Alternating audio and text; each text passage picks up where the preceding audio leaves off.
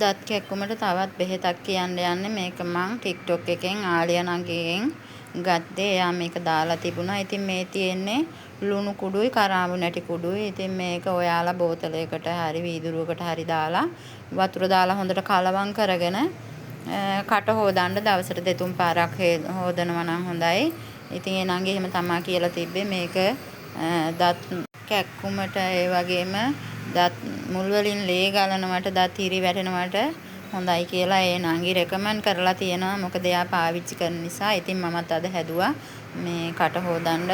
මේ ඔයාලා බෝතලයකට දාලා තියලා කට හොදන වෙලාවට බෝතලේ හොල්ලලා කට හොදන්න මේ වතුරෙන්. ඉතින් මමත් මේක දැම්මේ මගේ යාළුවන්ටත් මේක දැනගන්න ගොඩක් ස්තුතියි ආලියා නංගි. ඒ වගේම ඔයාට ගොඩක් පිං.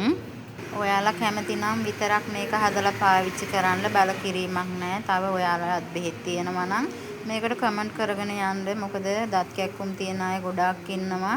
එයාලට ප්‍රයෝජනවත් වෙයි. වෙලාවේ හැටියට දත් කැක්කුමට සහනයක් ලබා ගන්න පුළුවන් වෙයි.